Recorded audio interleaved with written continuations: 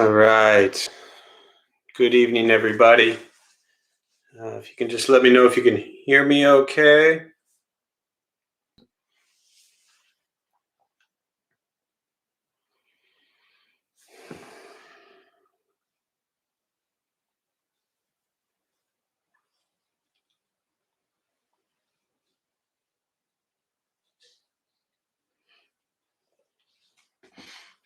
Just give me a thumbs up.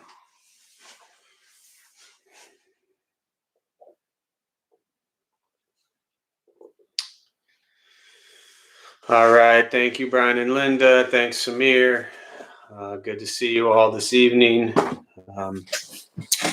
Actually, I can't see any of you, but that's all right. We'll go ahead and join palms as we begin.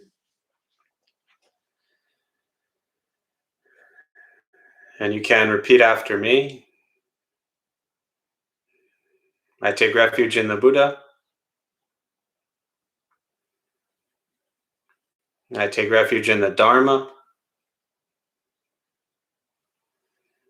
I take refuge in the Sangha.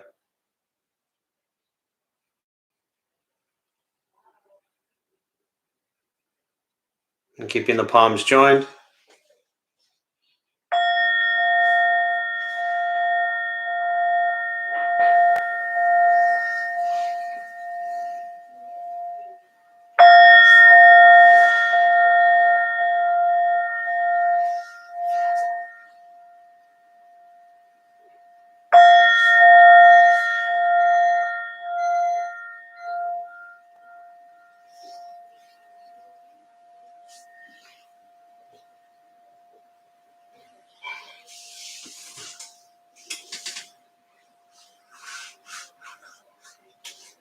All right, putting the palms down. And give me 1 second, I'll be right back. Don't go anywhere.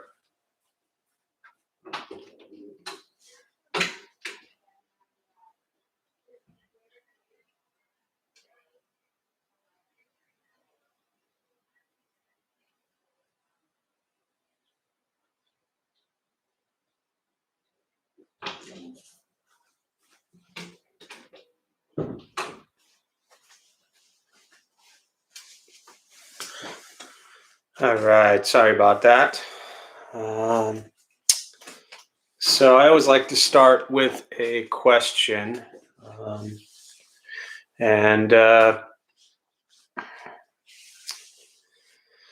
So this is, let's see, often I ask, what brings you here? What brings you to practice? But the question, similar but a little bit different, especially for those of you who've maybe been around this a while. If you're brand new, then this will apply to you tonight. But often I ask, why are you here? And so for those of you who are here that have been around this a while, or even a month or 6 months or 10 years, try to think back to the original, the very first time that you went to explore meditation or Buddhist practice, whether it was at Dharma Bum Temple or wherever it might have been. Some of you, it might have just been here on YouTube during this pandemic. But the question is, what is it that led you to explore this practice? Not just show up tonight, not just do this, now, but think back to when you started. And what was it that drew you to start exploring the practice? So I'll go ahead and type that in here. What is the reason you began to explore Buddhism and meditation? Not just now, but when you began. So there's a question. Feel free to type in as little or as much as you'd like. It's a good opportunity for you to share with others. Also gives us some time just before we start the meditation practice. But you don't have to write too much unless you want to. But again, what's the reason that you began to explore Buddhism and meditation? There's the reasons that we continue to practice. There's reasons we continue to show up. But often we forget or don't reflect on enough what led you there to begin with. So for me, it was just realizing that, I didn't want to spend my whole life angry and miserable and depressed. And, I didn't want to spend my whole life just being greedy and angry and, trying to take advantage and be selfish. I just didn't want to live that way anymore. And I didn't know what I was looking for. I didn't know what I needed. I didn't know what I wanted. I just knew that whatever I had and whatever I was doing at that time wasn't working. So, that was 18 years ago when I first roamed into the Buddhist temple. So, let's see what people have shared. Linda, the music on the TBT website.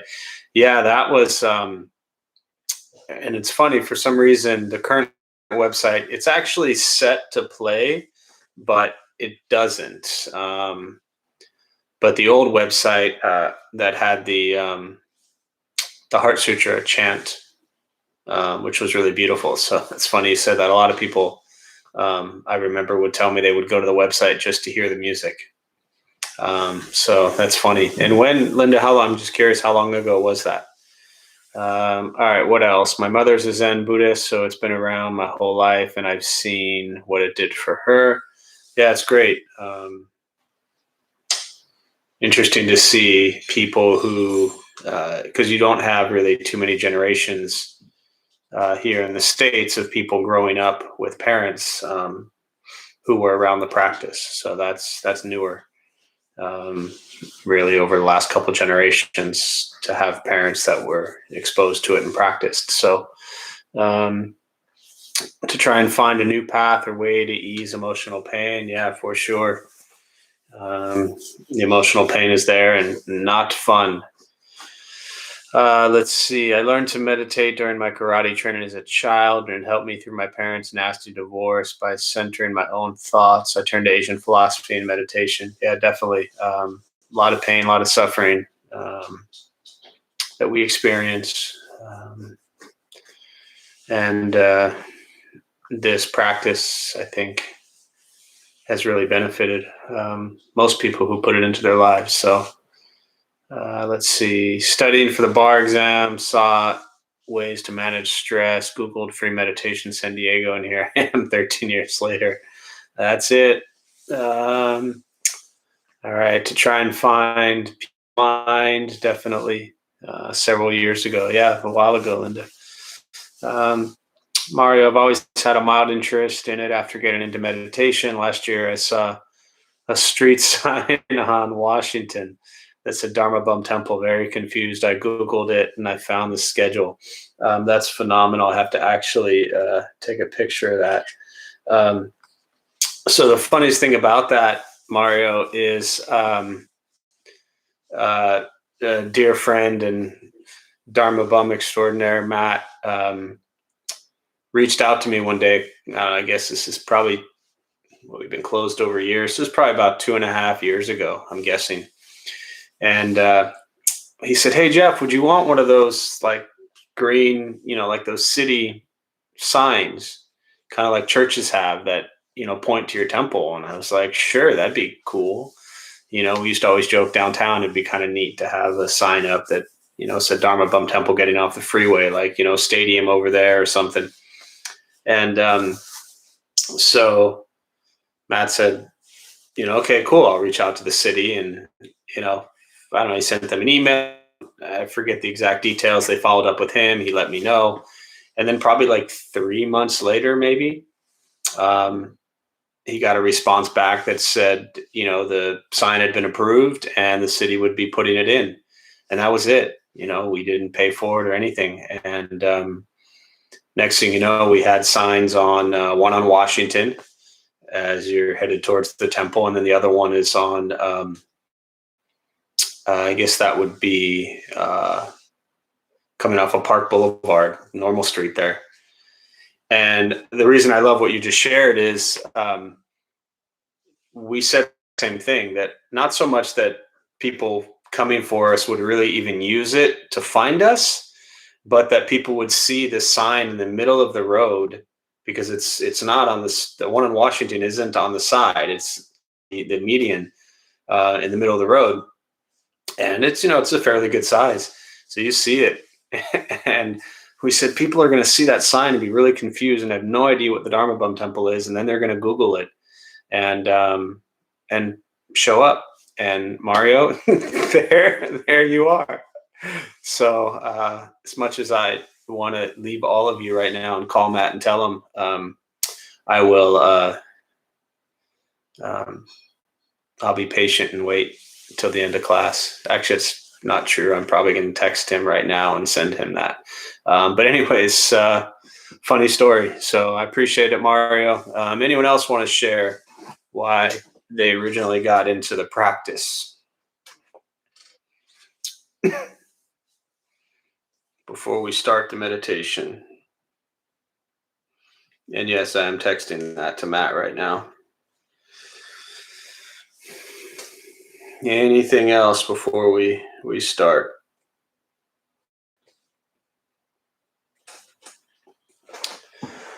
All right.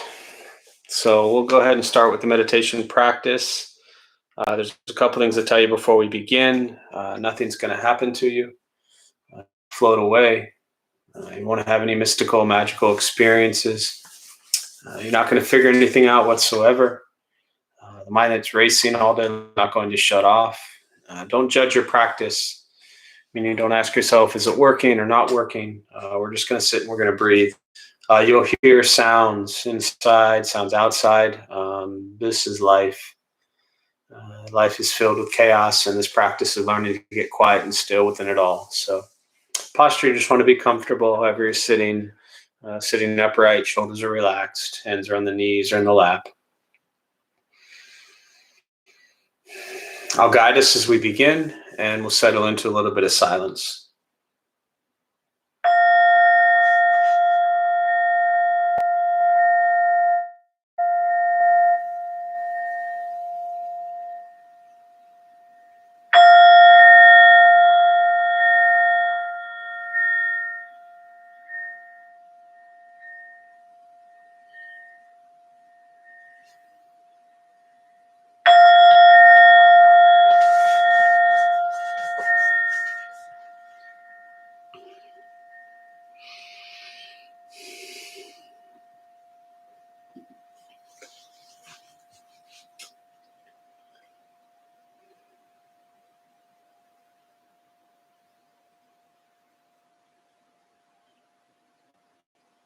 And starting with the eyes closed if comfortable, or slightly open.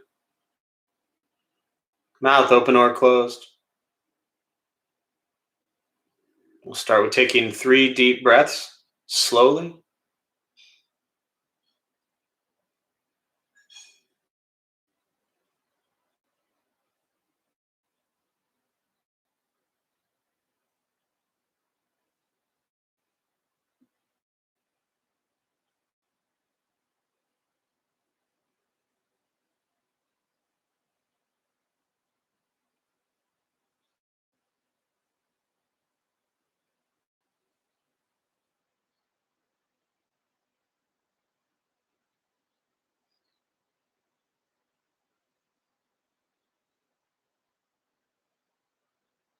And eventually, you settle into a natural rhythm of the breath.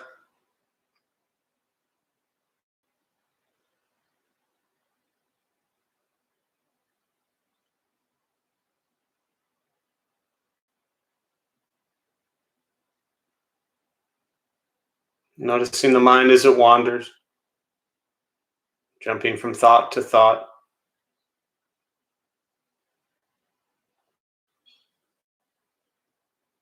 Start with gently guiding the attention and focus to the stomach or chest.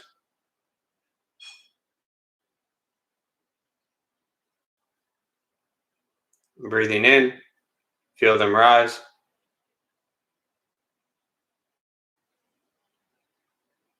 Breathing out, they fall.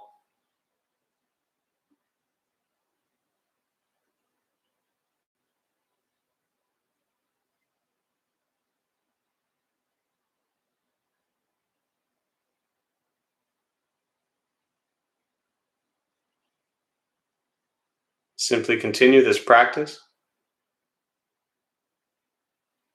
observing sensation of breath.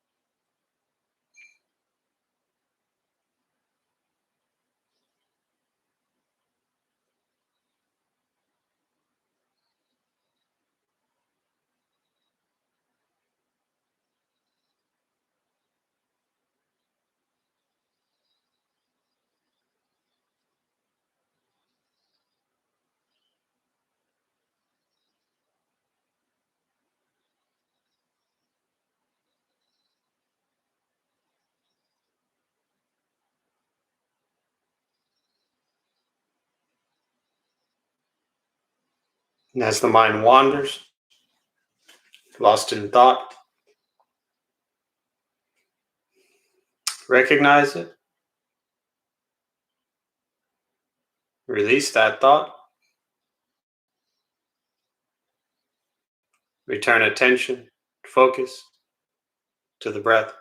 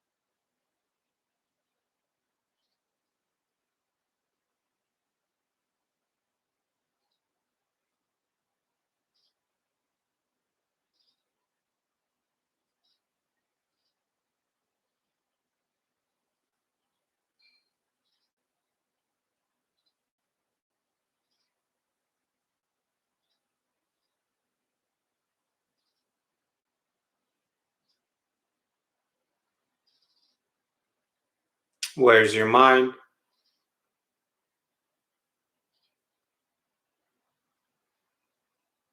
Return to breath.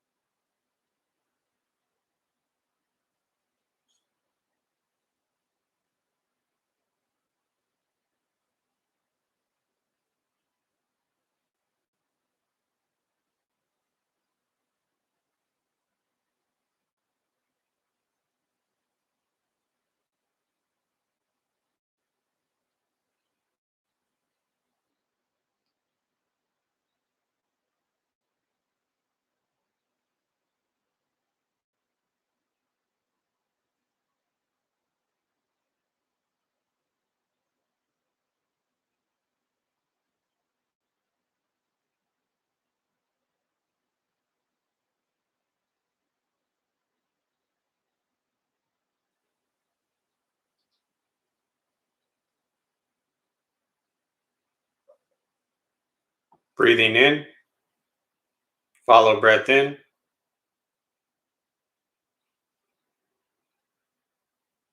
Breathing out, follow breath out.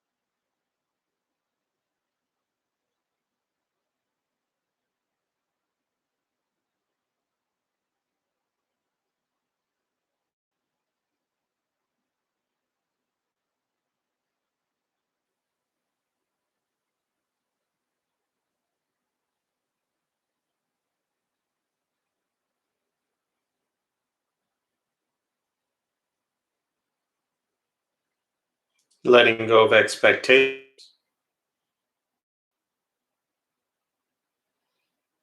letting go of judgments, just sitting, breathing.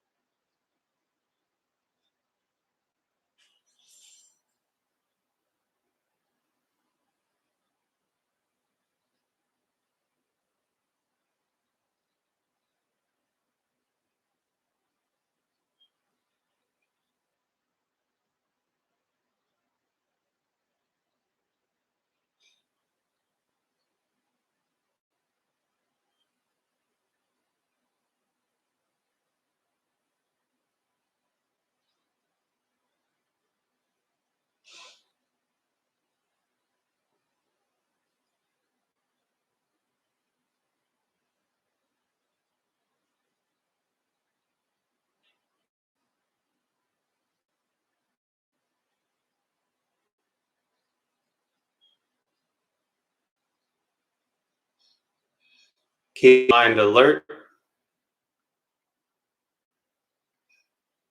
aware of each sound.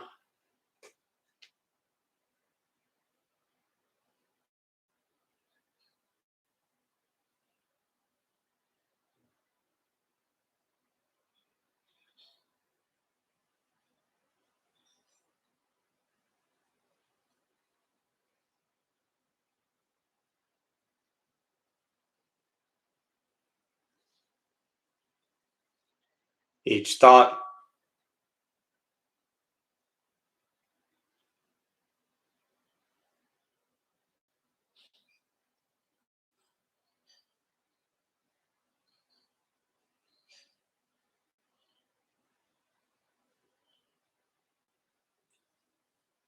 each physical sensation,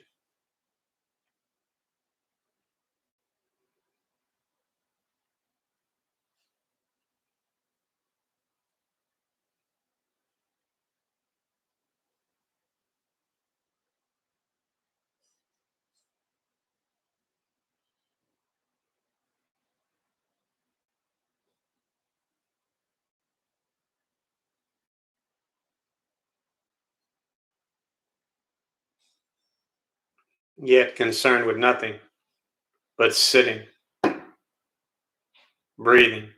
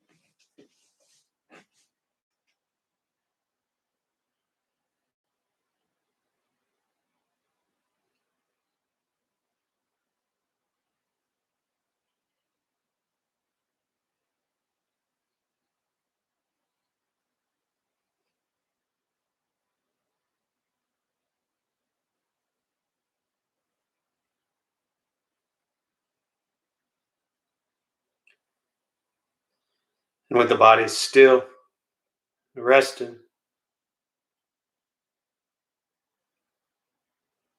and the speech quiet, aware of all sounds,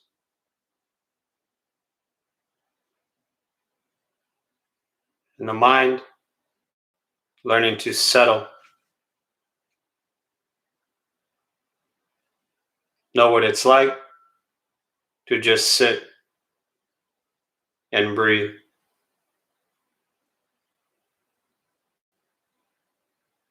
knowing with each breath there's nothing else to do,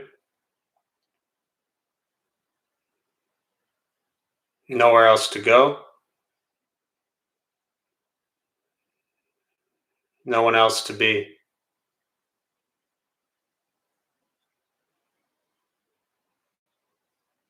Everything beautiful, exactly as it is.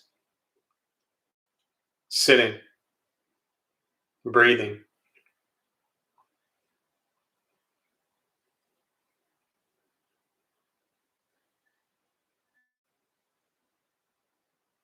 And once again,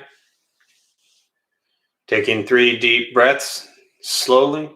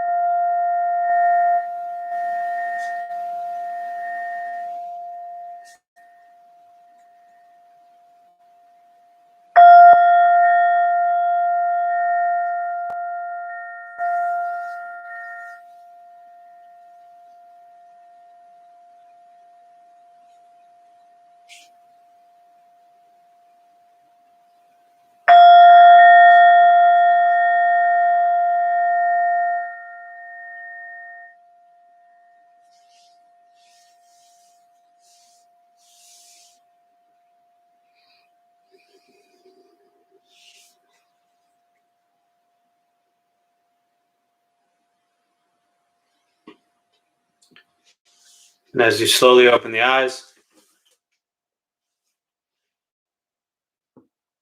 slowly begin to move.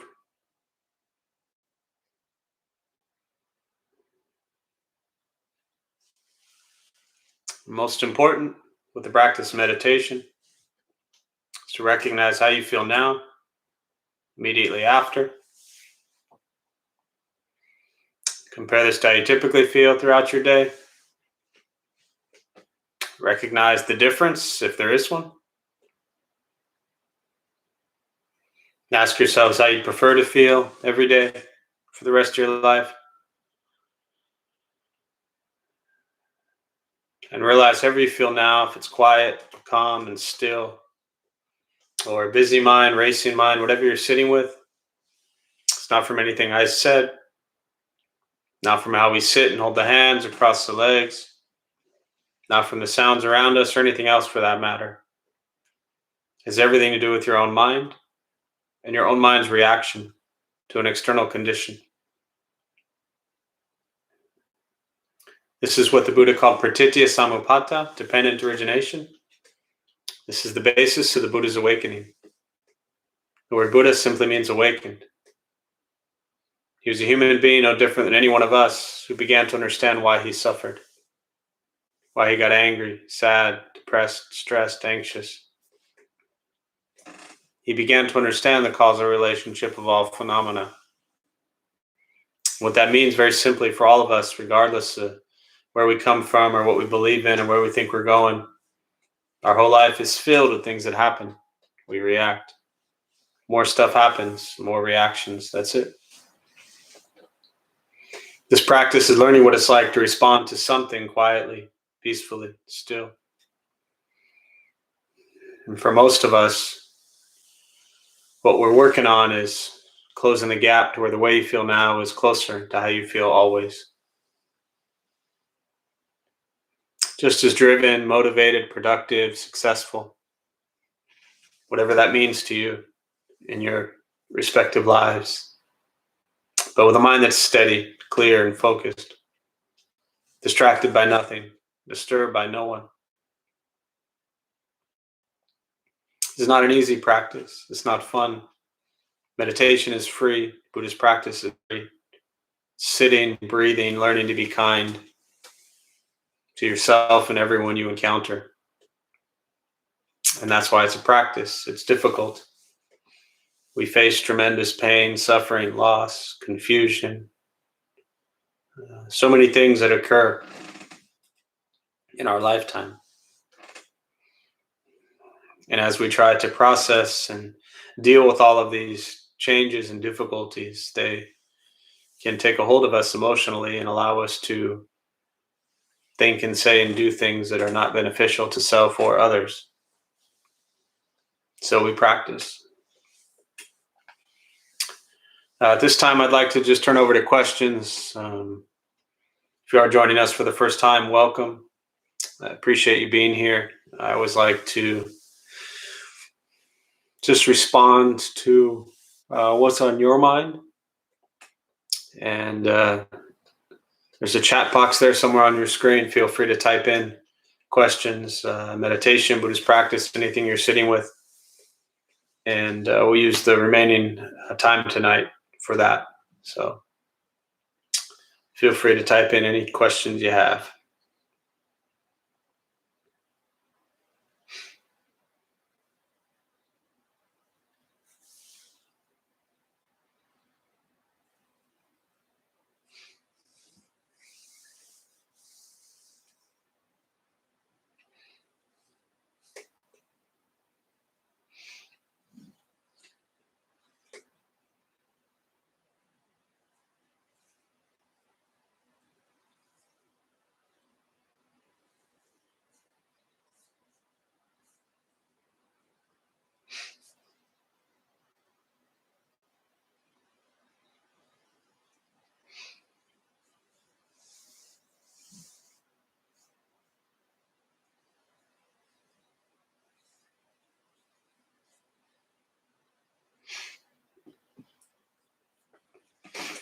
questions, thoughts, meditation, Buddhist practice, anything you're sitting with, feel free to type in anything.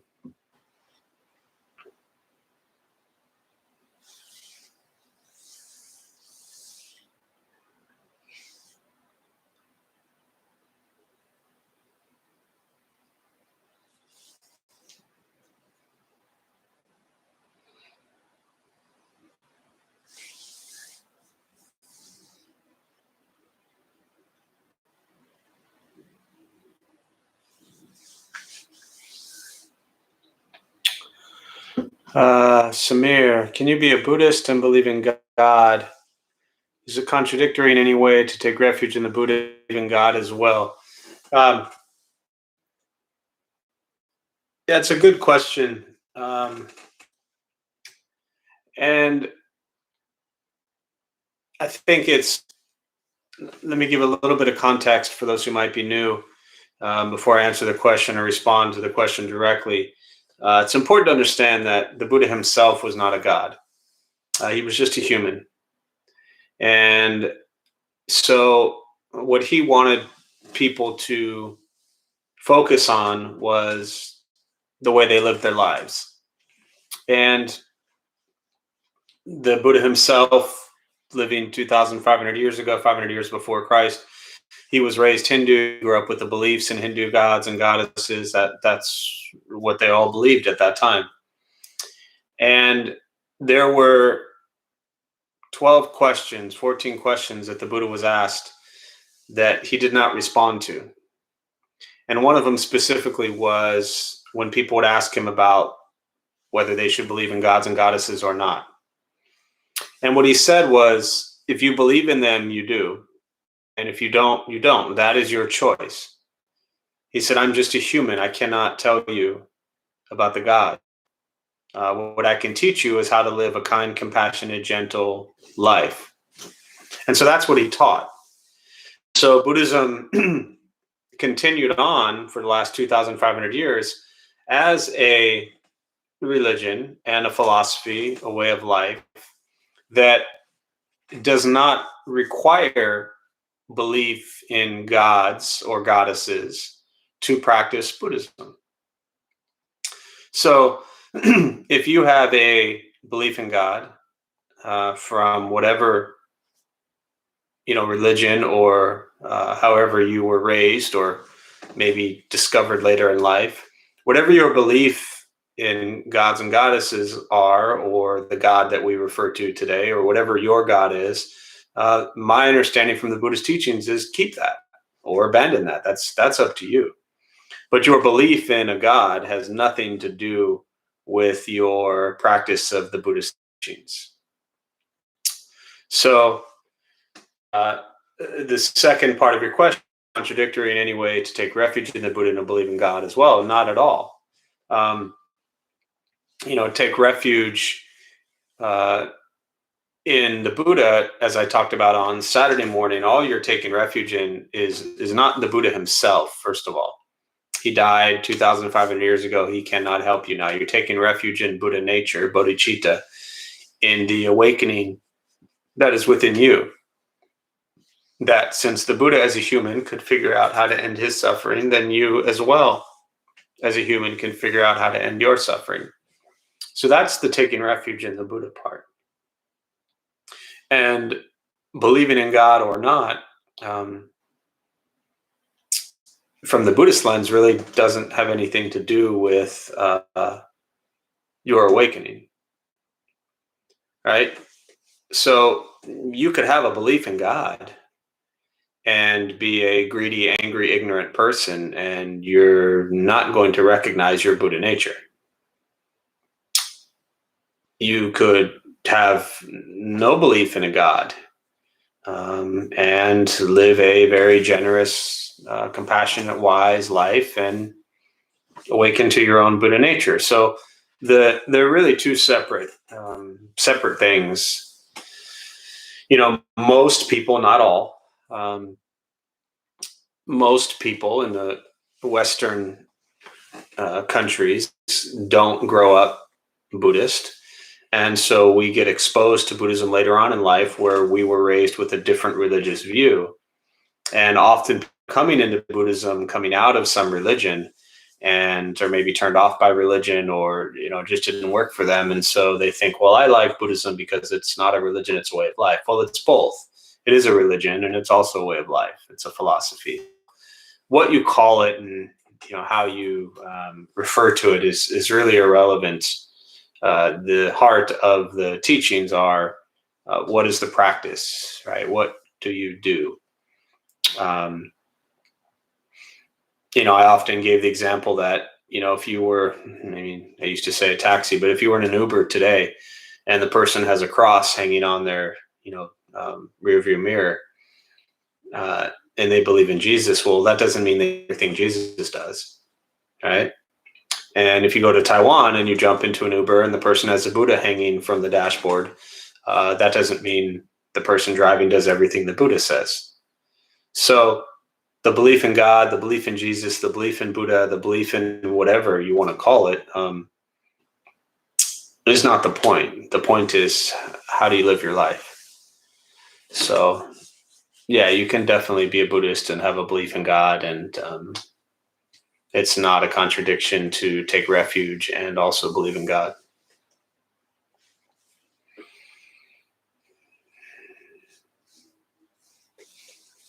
Other thoughts, questions?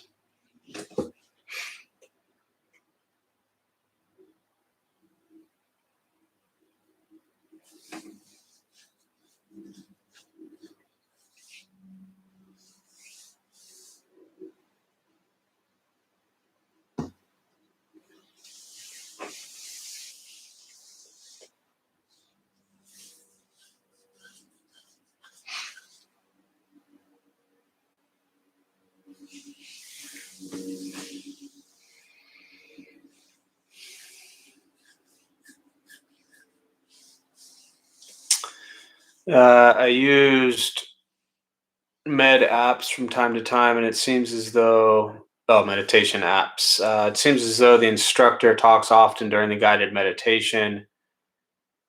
Am I meditating if I'm listening to what is said and try to process what is said? Good question. And, like every question, especially around meditation, you're going to get different opinions and views. If you ask 100 people who lead meditation about meditation, they'll tell you 100 different things. So first, I'll tell you, if anyone says that they're right and that everybody else is wrong, that's the key, that you should get up and go sit with somebody else. So I'm just going to give you, obviously, my personal opinion. It doesn't make it right or wrong. But for me as a Zen practitioner, meditation is not processing. Meditation is not trying to figure things out. Meditation is not trying to solve something. To me, meditation is learning to abide in sensation of breath, and allowing ourselves to be present with what is. Now, one could argue or then come back and say, well, it's a guided meditation, so I'm being present with the guided meditation. Yes, you're being present as you hear the words. So if you hear the words, and that's no different than you hear words, you hear running water, you hear a dog bark, you hear people talking outside, you hear music. These are present time awareness of what's actually happening. So if you observe the sounds and you're present with them, that's a meditative practice. If you are being guided and someone is speaking and all of a sudden you start processing and thinking, then that's thinking, that's processing, that's planning, that's trying to understand. And there's not anything wrong with those things, but I don't use meditation as a time to figure things out. I actually use meditation as a time to stop trying to figure things out, and then later maybe figure things out. So a great metaphor I like is you have a glass jar, and you have water and sand and rocks and pebbles, and you pick it up and you start shaking it, right? And everything's just a mess. And that's our mind. all these thoughts just coming and going, things happening. And then you take this vase and you set it down. It allows everything to settle. All the rocks, the sand, the pebbles sink to the bottom, and you have back to just the clear water, right? So I like to look at meditation as a time to allow all the rocks and sand and pebbles in our head to settle, so we can then become more clear. And then when we're a little more clear and we're done with that practice, then continue on and start processing, looking at things, try to understand something. Why was I angry before? Why did I get upset? Why am I so greedy? Why did I hurt this person? But I wouldn't use the meditation time itself to try to figure those things out. So again, there's Dogen, the Zen master who taught from 12 to 1253. He wrote a book called Beyond Thinking. And to me, that is a great expression and speaks very clearly to me that the meditation practice, abiding in present moment, is allowing, as he says, the body and mind to fall away, and you just are left with sensation of breath. And if the body and mind fall away and you're just abiding in sensation of breath, there's nothing to process, there's nothing to figure out, and that's not it's not the time to process. It's time to sit and breathe. We spend our whole lives, our whole day trying to process things, right? I mean, every waking moment, we're trying to process something constantly. And for me, the meditation practice is to finally have some time where we're not trying to process anything. So, but again, I don't, like I started with, and I always am very clear about this, that's just my take on Buddhist practice and Zen practice, specifically with meditation. It doesn't mean that a guided meditation is bad or wrong. It doesn't mean that trying to process something when you're in meditation is bad or wrong. But for me personally, I just don't find it beneficial. So hopefully that helps. Chaz.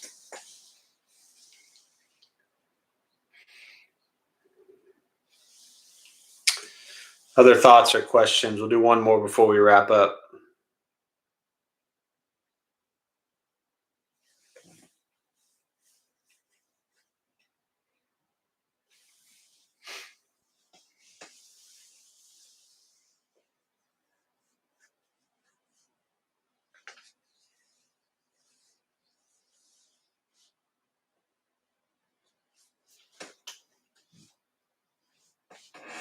You're welcome, Chaz. All right, I think I'm going to go ahead and end there.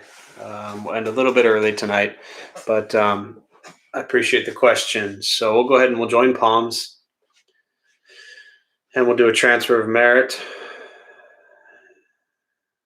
May the benefit of this practice be shared with all beings in all directions. May all be at peace. May all be free from suffering. May any merit gained from this practice be transferred to Michael during his time of rebirth, and to his family and friends, Brian and Linda, who suffer at this time. May they all be at peace and free from suffering. May we all be at peace and free from suffering.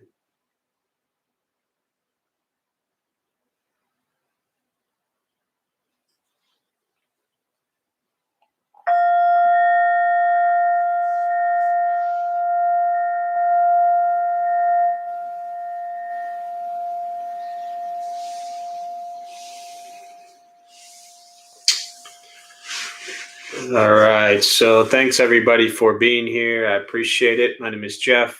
I'm a Dharma bum.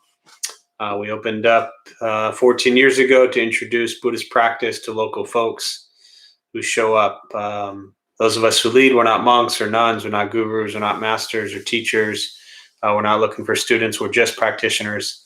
We do our best to take our understanding of Buddhist teachings and put it into terms that hopefully make sense.